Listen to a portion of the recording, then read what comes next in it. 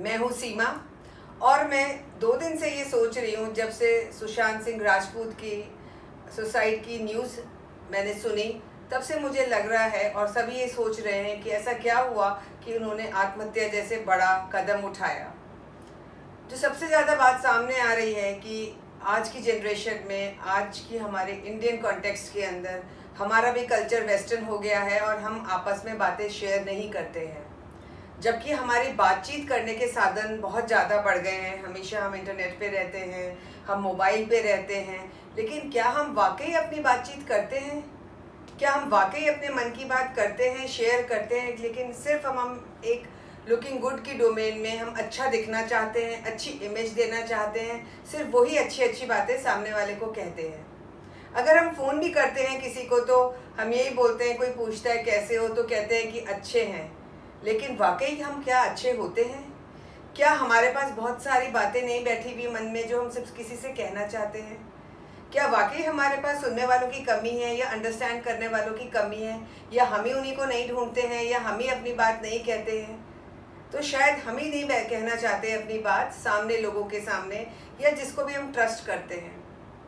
कई बार ऐसा होता है कि बात हम अपने जब दिमाग में सोचते हैं और किसी से शेयर नहीं करते हैं तो वो हमारे बात दिमाग में बहुत बड़ी हो जाती है, क्योंकि हमें दूसरा कोई पॉइंट ऑफ व्यू नहीं मिल रहा है।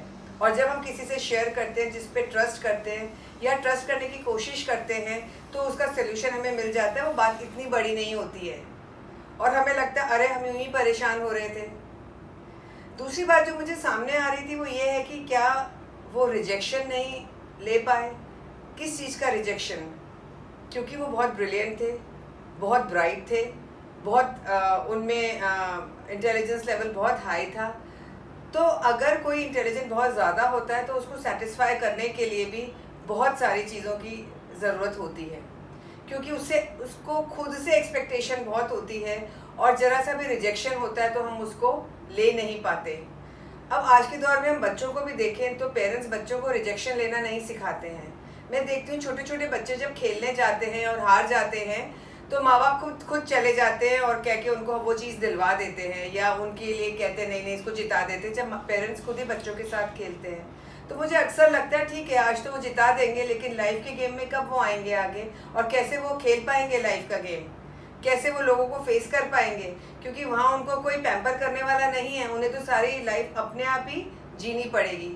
तो कई बार एक्स्ट्रा ऑर्डिनरी पैम्परिंग भी हमारे लिए नुकसानदायक हो जाती है। जैसे कि मैंने इनके बारे में पढ़ा, ये इनकी 4 बहनें थी और उसके बाद ये हुए तो ये बहुत ही ज़्यादा ऐसे रखे गए।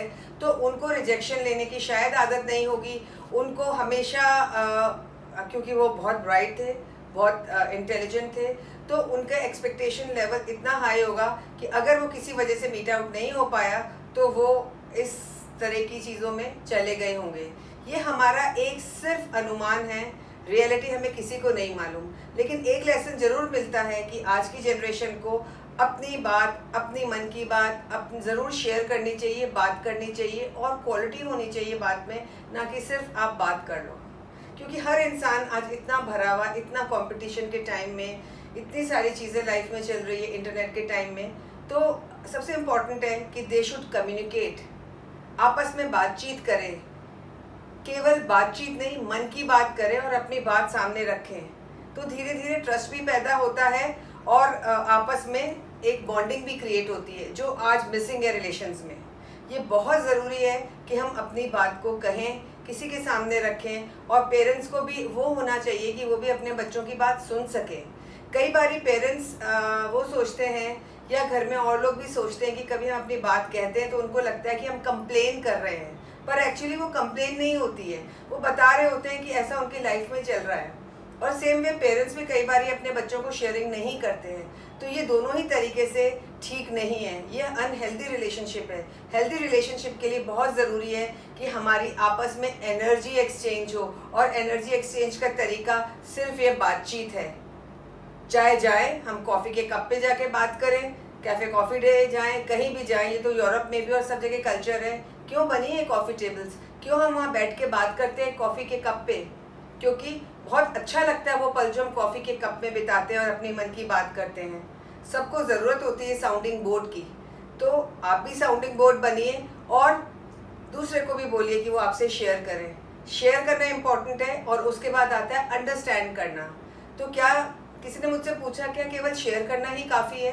तो मुझे लगता है अगर शेयर करते हैं और कोई सुन रहा है शांति से तो भी काफ़ी कुछ हल्का हो जाता है और अंडरस्टैंड करता है तो सोने पे सुहागा। आप गौर करिएगा कि कितनी ज़रूरत है, किस तरह की बातें आजकल हम करते हैं और घंटों फ़ोन पे लगाते हैं। किसकी बात करते हैं? थर्ड पर्सन की बात करते हैं, जिसको बातचीत नहीं कहते, जिसको गॉसिप कहते हैं।